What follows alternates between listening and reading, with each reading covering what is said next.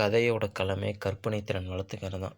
ஒரு கதைய கண்ணால பார்க்கறத விட, காதால கேட்டு கற்பனை திறன வளர்த்துக்கிறதுல தான் கற்பனையோட சக்தியே இருக்குது. அத தான் ஐன்ஸ்டீன்லேருந்து அப்துல் கலாம் வரைக்கும் எல்லாருமே சொன்னது. கற்பனை பண்ண கத்துக்குங்க. கற்பனை பண்ணக்கூடிய தலைப்பு தங்கத்தை இட்ட கோழி.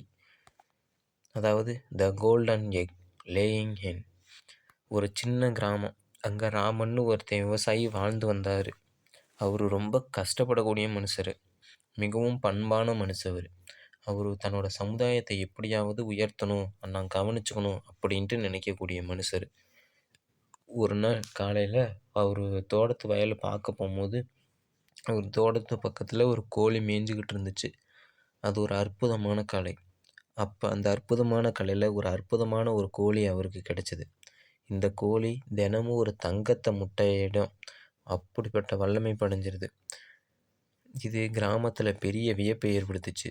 எப்படின்னா, முட்டைன்னு விடுற கோழிங்கிறது வேற, தங்கத்தை முட்டையா விடுற கோழிங்கிறது வேற. அதனால எல்லாத்துக்கும் ஆச்சரியம். ராமி மிகவும் பொறுப்போடு அந்த சொத்தை பயன்படுத்தினான். முதல்ல அவன் தங்க முட்டைகளை கொண்டு தன்னோட மக்களோட கல்வி தேவையை பூர்த்தி செஞ்சான். ரெண்டாவது, தன்னோட கிராமத்தில் உள்ள ஏழை மக்களுக்கு உதவி செஞ்சான். இதெல்லாம் ஏன் செஞ்சானா, அவன் தன் வாழ்க்கை மிகவும் சாதாரணமானது, நம்மளும் சாதாரண மனுஷன் மாதிரி தான், எல்லாருக்கும் உதவணும் அப்படின்னு நினச்சிக்கிட்டு இருந்தான். ஆனால் இதை அவன் மனசு கொஞ்ச நாளைக்கு தான் ஏற்றுக்குச்சு. நாளளவில் அவன் மனசு மாறிடுச்சு. எப்படின்னா, ஒரு முட்டை மட்டும்தான் கிடைக்குமா ஒரு நாளைக்கு, எல்லா முட்டையும் பேசாமல் ஒரே நேரத்தில் எடுத்துட்டா என்ன அப்படின்ட்டு அவனுக்கு ஒரு முட்டாள்தனமான யோசனை வந்துச்சு.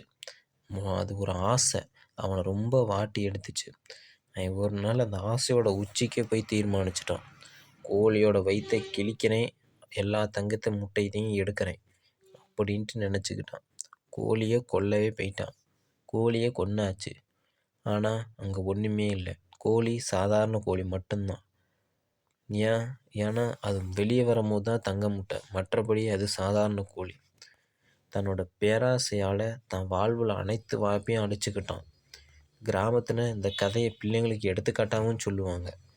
ஏன்னா கிடைச்சது அதிர்ஷ்டம். அதிர்ஷ்டத்தை கரெக்டாக பயன்படுத்தினா அது தொடர்ந்து நீ அதிர்ஷ்டம் கொடுத்துக்கிட்டே இருக்கும்.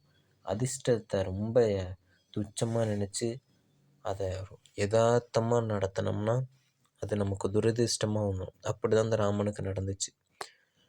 பொறுமைங்கிறது மிகப்பெரிய சொத்து, நிறைவே மிகப்பெரிய வளமை. நிறைங்கிறது தான் மிகப்பெரிய வளமை. ராமன் தன் வாழ்நாள் முழுவதும் இந்த பாடத்தை கற்றுக்கிட்டான். சம்பாதிப்பதை விட சம்பாதித்த மதிப்பை மிக முக்கியம். இந்த கதையோட நீதி என்னன்னா, பொறுமை பணத்தை விட மதிப்பு மிக்கது. நிறைவு மகிழ்ச்சிக்கு வழிவகுக்கும். கிடைக்கும் அருளை மதிக்க வேண்டும். கிடைக்கிற அருளை மதிக்க வேணும். அவசர முடிவுகளை நீண்ட கால நன்மைகள் அளிக்கும். அதனால் பொறுமையாக முடிவெடுங்க, நிதானமாக முடிவெடுங்க. சமுதாய நிலைமை மிக உயர்ந்த சம்பத்து. சமுதாயம் வளரும் போது தான் நாமளும் சேர்ந்து வளருவோம். நாம் மட்டும் தனியாக வளர்ந்தால் அது வளர்ச்சி இல்லை. கதையோட முக்கியமான பாடம் பொறுமையும் நேர்மையும் வாழ்வில் ரொம்ப முக்கியம். சுயநலம் மனுஷனை அழிக்கும். மனுஷனோட திருப்தி மனதோட திருப்தி தான். மனுஷனோட திருப்தி மனதோட திருப்தி தான். அதுதான் உண்மையான. This video sponsored by Buy More Shopping Online. இங்கே நீங்கள் எல்லா விதமான க்ரோசரி ஷாப் பொருள்களும் வாங்கிக்கலாம், குவாலிட்டியாகவும் கிடைக்கும்.